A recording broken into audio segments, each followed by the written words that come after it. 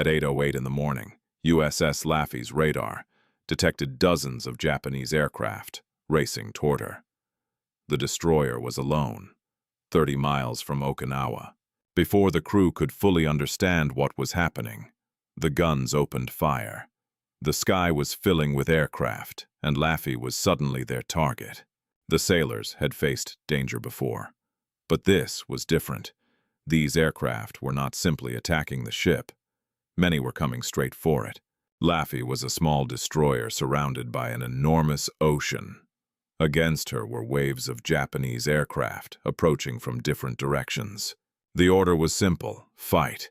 And for the next 80 minutes, the crew of USS Laffey would discover just how much punishment one ship could survive. The date was April 16th, 1945. The Battle of Okinawa was raging, and American forces were pushing deeper toward Japan. The sea around Okinawa had become one of the most dangerous places in the Pacific. Japanese aircraft were being sent against American ships in mass attacks, and Laffey had been assigned one of the most dangerous jobs in the fleet: radar picket duty. Far ahead of the main American force, small ships watched for incoming aircraft and warned the fleet. They were exposed, they were targets, and they knew it. USS Laffey was an Allen M. Sumner-class destroyer. She was fast, heavily armed for her size, and built to fight.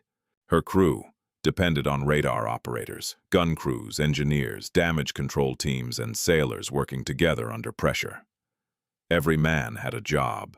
At first, the sea was calm. Visibility was good. There was only a light breeze. Then the radar operator saw them. Aircraft. Many aircraft. They were coming from the north. Laffey immediately began changing course and speed, trying to make herself a difficult target. Friendly fighters would need time to reach them. Laffey would have to survive alone.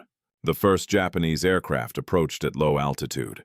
Laffey's anti-aircraft guns opened fire. The 40mm and 20mm guns began hammering the sky. One aircraft exploded, then another came in. The gunners fired again. For a brief moment, it seemed as though the destroyer's defenses were working perfectly. But the Japanese aircraft kept coming. A Japanese aircraft came in from the port side. The guns tracked it. Tracer fire crossed the sky. The aircraft was hit and crashed into the water, close to Laffey. The gunners barely had time to react. Another aircraft was already approaching. The aircraft came in low and fast. The destroyer's guns turned toward it. The ship was firing in every direction now. Then it slammed into the destroyer. The impact destroyed two 20mm gun mounts. Burning fuel spread across the deck. Men were killed, others were wounded, and, suddenly, part of Laffey's defensive firepower had disappeared. The next kamikaze came in from astern. Laffey's guns opened fire, but again, the aircraft survived long enough to reach the ship. It crashed into the after section.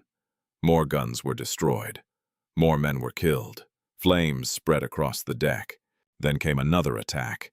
A Japanese aircraft approached from astern. It dropped a bomb. The bomb struck near one of Laffey's gun mounts. The aircraft crashed into the mount. The explosion tore through the area.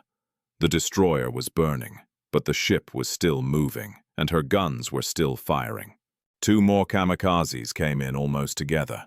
The first slammed into the afterdeck house. Fire erupted. Before the crew could contain it, another aircraft struck almost the same area. For a moment, the destroyer seemed buried in flames. The crew had to fight two battles at once.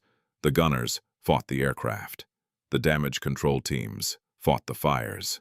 Laffey's radar had been damaged. Some communications were gone. Several guns had been destroyed. Fires were spreading.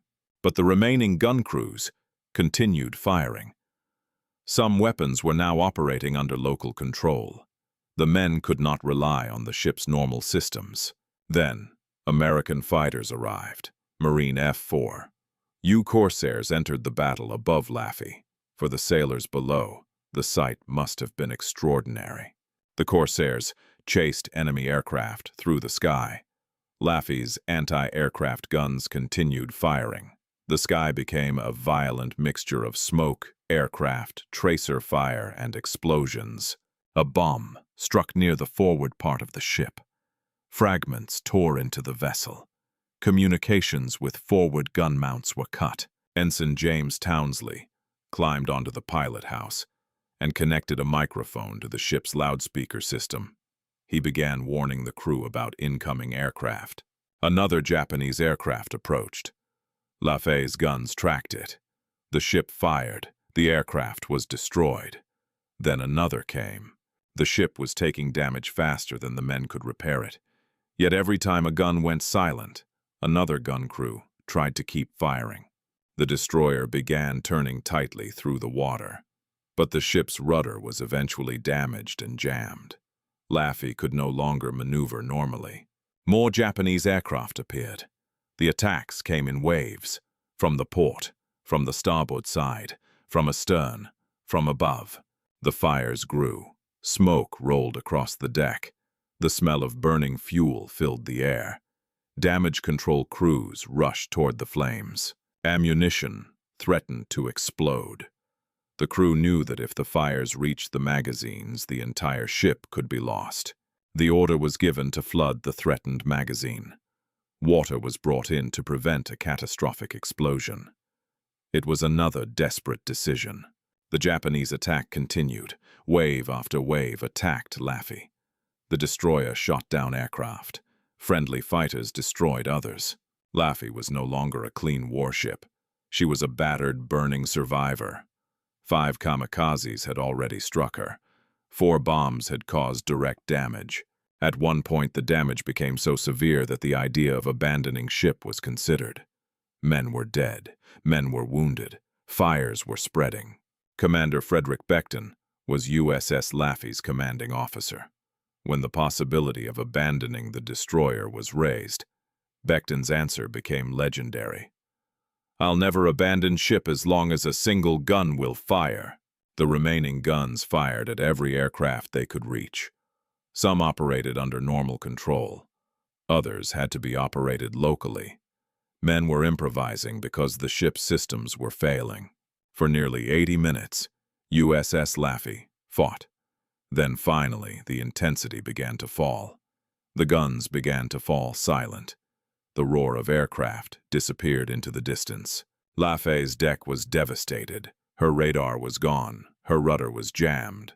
32 sailors were dead. 71 were wounded. But the ship was still afloat. On April 16, 1945, USS Laffey stood against overwhelming odds. 5 kamikazes had struck her. 4 bombs had hit her. 32 sailors had died. And still, she remained afloat. USS Laffey had earned a name that would last forever. The ship that wouldn't die.